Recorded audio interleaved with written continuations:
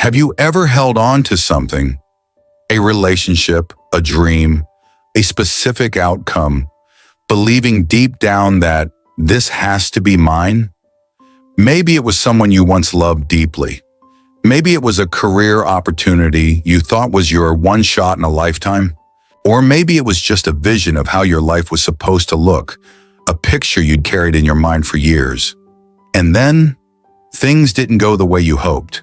You tried, you sacrificed, you gave it everything you had, but it still slipped away. In those moments, have you ever asked yourself, what did I do wrong? But maybe the answer isn't that you did anything wrong. Maybe the truth is, you were trying to hold on to something that was no longer meant for you. And the beautiful part is, what's truly meant for you will come in its own time. Hi there, and welcome to Mindful Healing, your companion on this path. Today, I'd love for us to sit down together, as old friends might, and talk about one of the most profound teachings in Buddhist wisdom, the power of letting go. But don't worry, this isn't some lofty philosophy. This is about real life, the everyday kind. The kind where what we love can leave, where we find ourselves caught between hope and heartbreak, and where letting go doesn't mean giving up, but instead opening a new door, one that's deeper, lighter, and far more peaceful. In this video, we'll explore the difference between letting go and indifference, real-life stories of ordinary people finding peace through timely surrender, how Buddhism views loss and change, and small, gentle practices you can carry into your day-to-day life so you can live lighter, deeper, and more fully just as you are. Practical tools to cultivate detachment and radical acceptance. So stay with me. This isn't just philosophy, it's an invitation to walk lighter, breathe deeper, and love without fear. Part 1. What detachment really means in Buddhism. Detachment is often misunderstood. People hear the word and imagine apathy. But Buddhist detachment is anything but that. In my early 20s, I struggled deeply with this idea. I was passionate, driven, and a bit of a perfectionist. Letting go felt like giving up. But after a painful heartbreak and the loss of a family member, I started to see things differently. In Buddhism, detachment is the recognition that everything is impermanent. And it's through this lens that we find true emotional maturity. We learn to engage fully with life, not as clingers, but as conscious participants. You can love deeply and still be unattached. You can care fiercely and still let go. There's a well-known Buddhist parable of a monk who cherished a porcelain cup. He saw its beauty, used it daily, but always kept in mind, this cup is already broken. Not in a pessimistic way, but in a peaceful, grounded understanding of reality. That story changed how I relate to everything. My relationships, my work, even my identity. Part 2. Guiding the restless mind to stillness through presence. His mind, night after night, refused to rest. As he lay in bed, the quiet of the room would quickly be replaced by a cacophony of memories from the past, regrets whispering their familiar scripts, and a tightening in his chest as fears about the future took hold. This was Robert's nightly struggle. No matter how tired he was, his mind raced like a river in a storm. One evening, desperate for peace, Robert visited a local meditation teacher. He sat down, weary, and confessed, "My mind refuses to settle.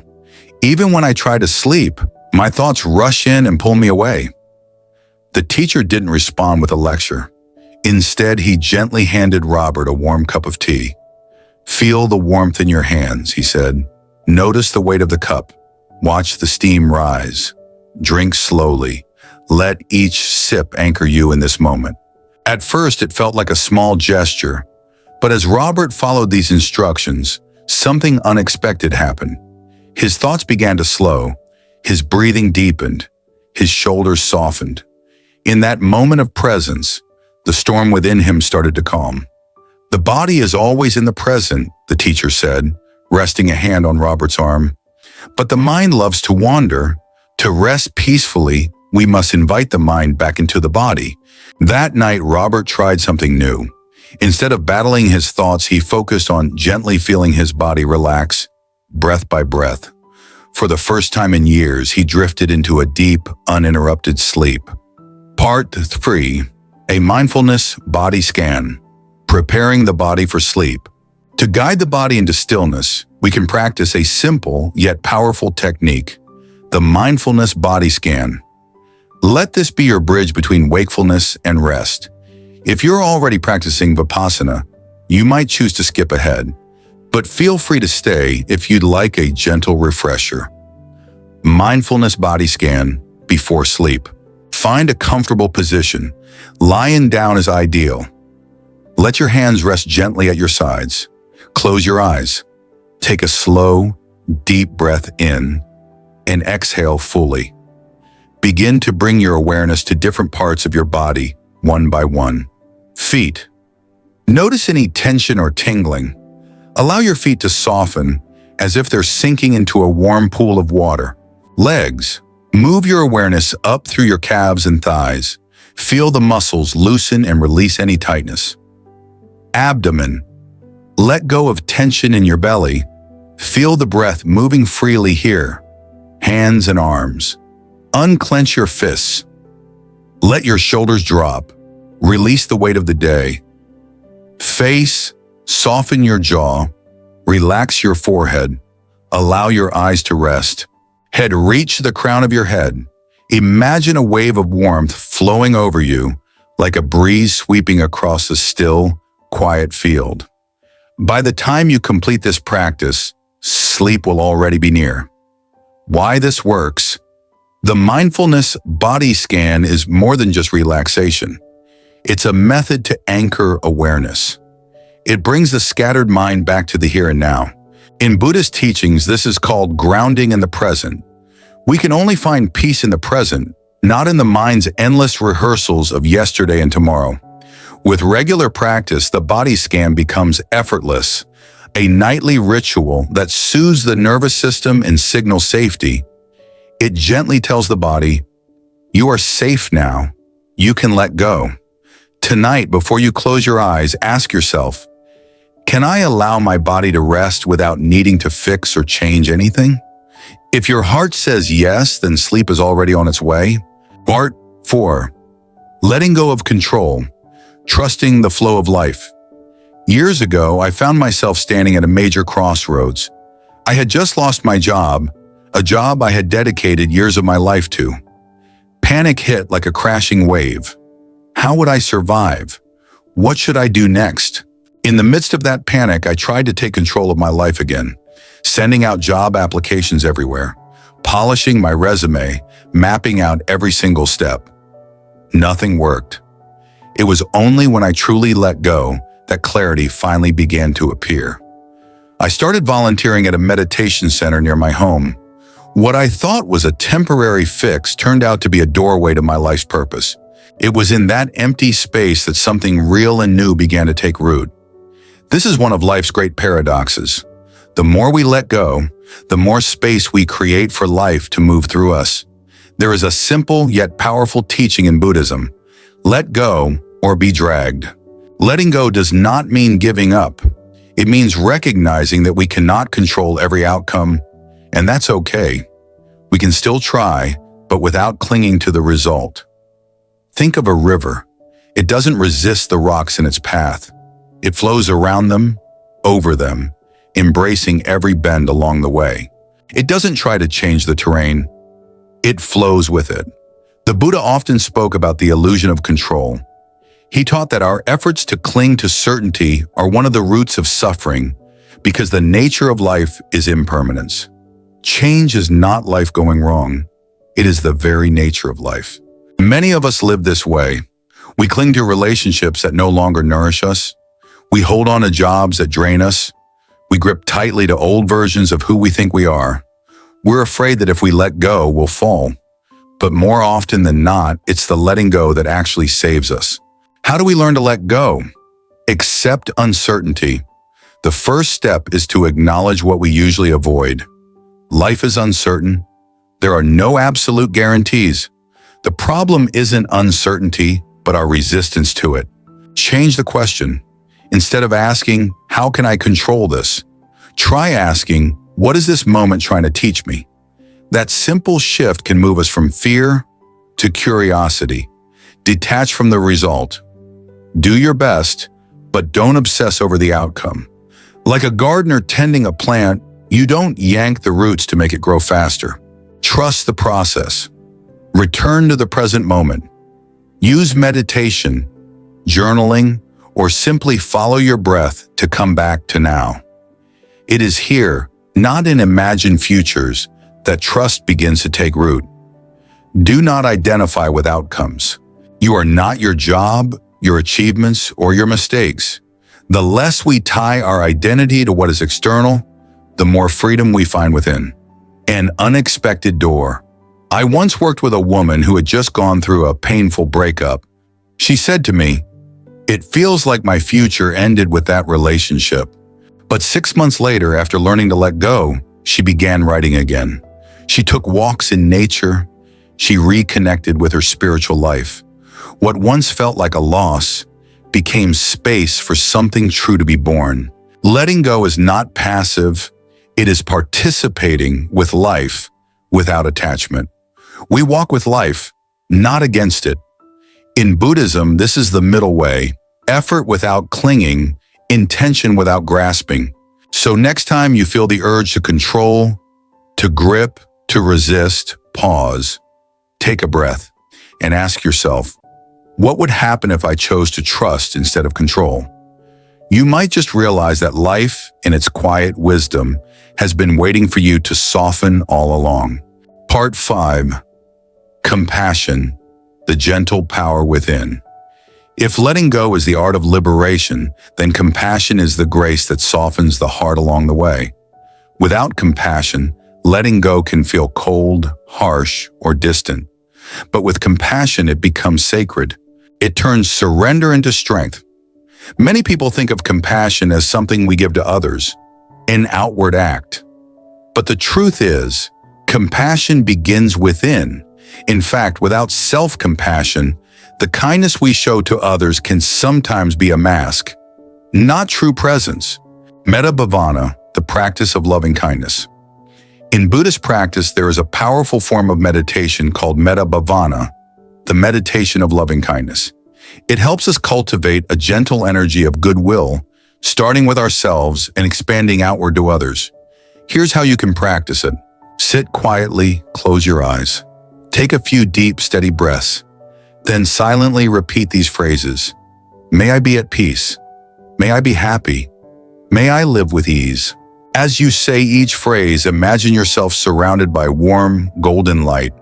Feel the tenderness behind the words.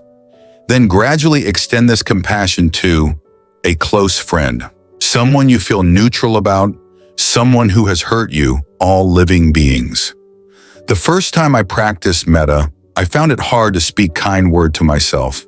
Saying may I be happy felt awkward, even selfish. But over time, my heart softened. I came to understand that loving myself isn't indulgence. It's the foundation for all authentic kindness. I've witnessed compassion transform lives. People who once believed they couldn't heal found peace, not through force or pressure, but through gentle, steady softness. Not through punishment, but through patience. Let me ask you this. Today, can you speak to yourself with the same tenderness you would offer a small child? If the answer is yes, or even maybe someday, then compassion has already begun to take root within you. Let it grow. Let it spread. Because as the Buddha once taught, compassion is not just a practice. It is the path. Part 6. Practicing mindful living.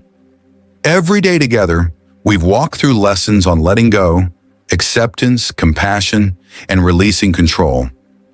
And now comes the real challenge. Not in theory, but in practice. Buddhism isn't a philosophy to memorize. It's a path to walk, a life to live. And the beautiful truth is, you don't have to become a monk. You don't need to live in a monastery. You don't even have to leave your ordinary life behind. All you need is to come back to yourself in each and every moment. The Buddha once said, "Rain falls equally on the good and the wicked. Let your love flow the same, without distinction." In this chapter, we'll explore how to live these teachings in our everyday lives, with presence, with peace, and with purpose. 1. Begin the day with a clear intention. Before your feet touch the floor, pause, take a breath, and gently ask, how do I want to show up today? What kind of energy do I want to bring into the world? You don't need a long ritual. One mindful breath is enough to change the tone of your day. 2. Take action without attachment. In your work, relationships, and goals, act with love, but release your grip on the result. Send the email without needing the perfect reply. Help someone without expecting thanks. Create for the joy of creating, not for recognition. Letting go doesn't mean indifference. It means engaging without ego. 3. Practice acceptance in moments of discomfort.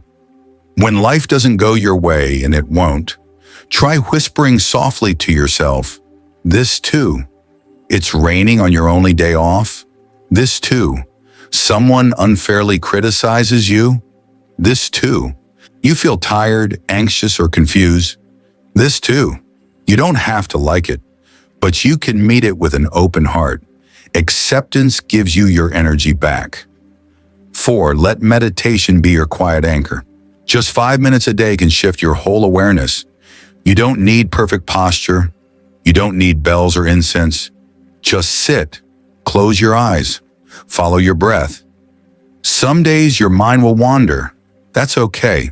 Meditation isn't about being perfect. It's about returning to your breath, returning to this moment, returning to yourself. 5. Let go, again and again. Letting go isn't a one-time act, it's a lifelong dance. Each day brings new chances to release. Let go of the need to be fully understood. Let go of comparing yourself to others. Let go of yesterday's mistakes. Each time you soften your grip, you come closer to your true self. 6. Offer compassion, especially to yourself. When you make a mistake, and you will, speak to yourself with kindness. When others hurt you, and they will, choose to respond with softness rather than bitterness. Remember, compassion isn't weakness. It's a superpower. It allows you to be both strong and kind. 7. Create sacred pauses. In the middle of the day, pause, take a breath, look around, feel your feet on the earth, feel the air moving through your lungs. Listen. These sacred pauses reconnect you to your essence. They slow down the rush of life and bring you home to yourself. 8. End the day in surrender.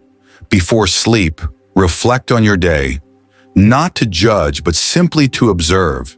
What did I cling to today? Where was I able to let go?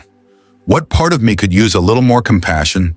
Then as you rest your head on the pillow, whisper gently, "I did my best, now I let go." Sleep is not the end. It is a soft doorway into a new beginning.